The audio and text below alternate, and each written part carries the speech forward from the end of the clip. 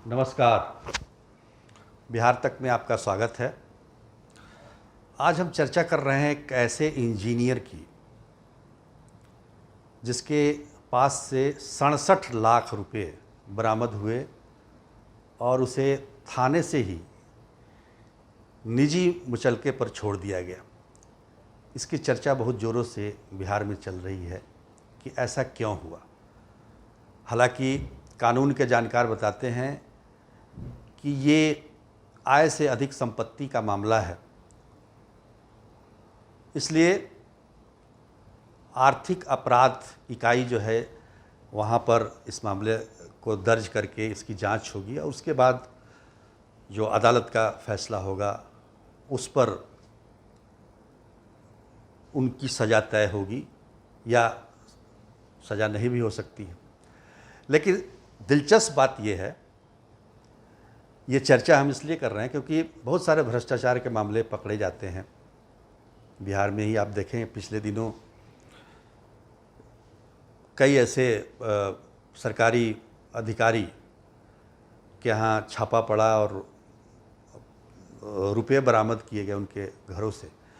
लेकिन ये मामला कुछ ऐसा है कि ग्रामीण कार्य विभाग के इंजीनियर अनिल कुमार सिंह दरभंगा में तैनात हैं और वो पिछले शनिवार को 18 लाख रुपए लेकर पटना की तरफ आ रहे थे। लेकिन बीच में ही कहीं से पुलिस को जानकारी मिली और पुलिस ने फकुली ओपी, जो कि मुजफ्फरपुर ज़िले में है, वहाँ पर उनकी गाड़ी को रोका, चेक किया तो उसमें 18 लाख रुपये बरामद हुए। जब ये रुपये बरामद हुए उसके बाद पुलिस सक्रिय हुई और उनका जो घर है जहाँ वो रहते हैं दरभंगा में, वहाँ पर उनके घर पर भी रेड किया गया। वहाँ 49 लाख रुपए मिले, यानी कि 67 लाख रुपए बरामद हुए और उसके साथ में बहुत सारे ज़मीन के कागजात, तमाम इन्वेस्टमेंट के कागजात, ये सब भी बरामद हुए और सब कुछ आज निगरानी कोर्ट के सामने है। लेकिन उन्हें निजी मुचलके पर छोड़ दिया गया है। कई एजेंसियों ने उनसे पूछताछ की, बिहार पुलिस तो कर ही रही थी, इनकम टैक्स डिपार्टमेंट और तमाम जो भी इससे जुड़ी हुई हैं, लेकिन किसी के सामने उन्होंने संतोषजनक जवाब नहीं दिया कि आखिर ये रुपये उनके पास आए कहाँ से। जब बहुत कुरेदा गया तो उन्होंने कहा कि अगर मैं मुंह खोल दूंगा तो पटना में विस्फोट हो जाएगा। हमारे सामने आने की मुख्य वजह यही है कि ऐसा कौन सा राज है इंजीनियर के पास जिसके दबाते ही पटना में विस्फोट हो जाएगा। ये गौर करने वाली बात है और इसी बात को लेकर हम आज चर्चा कर रहे हैं। इंजीनियर अनिल कुमार सिंह का कहना है कि वो इस खेल की सबसे छोटी मछली हैं, सबसे छोटी इकाई है और हर स्तर पर पैसों का बंदरबाट हो रहा है। सबसे बड़ी बात यह है कि उनका कहना है कि इस सिस्टम में ईमानदार बन के रहना मुश्किल है। आप बेईमान रहिए तो आप चैन की ज़िंदगी जिएंगे और बेईमान रहेंगे तो आपको मुश्किलें आएंगी। ये बहुत बड़ी बात है और आज के दौर में जहाँ तमाम राजनीतिक दल, तमाम सरकारें इस बात का दावा करती हैं कि उनके शासन में भ्रष्टाचार पर जीरो टॉलरेंस है, भ्रष्टाचार को बर्दाश्त नहीं किया जाएगा, उस राज्य का एक अधिकारी, एक इंजीनियर ये कह रहा है कि अगर आप भ्रष्ट नहीं हैं तो आप सिस्टम में चल नहीं पाएंगे। हमें जो जानकारी मिल रही है उसके मुताबिक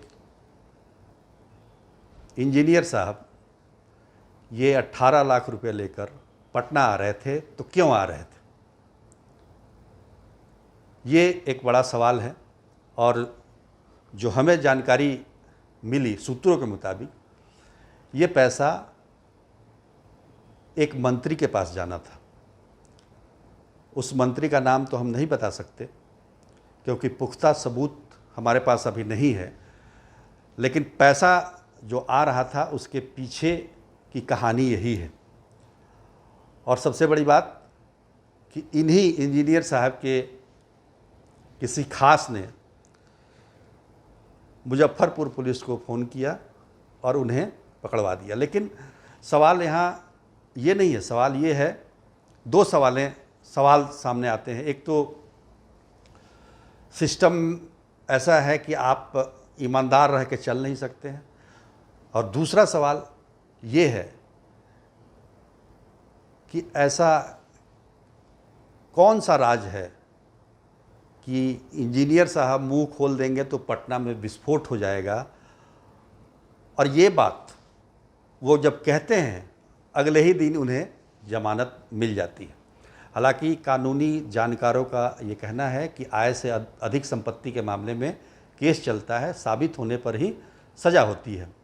लेकिन अगर यही केस अगर जिस गुप्त व्यक्ति ने मुजफ्फरपुर पुलिस को फ़ोन किया, अगर वही फ़ोन वो निगरानी विभाग में करता और निगरानी विभाग उनको अरेस्ट करती, क्योंकि निगरानी विभाग अरेस्ट कर सकती है, सरकारी कर्मचारी हैं, वो अधिकारी हैं, तो ऐसे में क्या होता? वैसे में तो निगरानी विभाग को अरेस्ट करना ही पड़ता। तो कानून को अपने अपने तरीके से इसको समझा जा सकता है, लेकिन सवाल वहीं खड़ा होता है कि जब इस सिस्टम में ईमानदार लोग चल नहीं सकते हैं, तो फिर ये भ्रष्टाचार पर जीरो टॉलरेंस की बात क्यों होती है?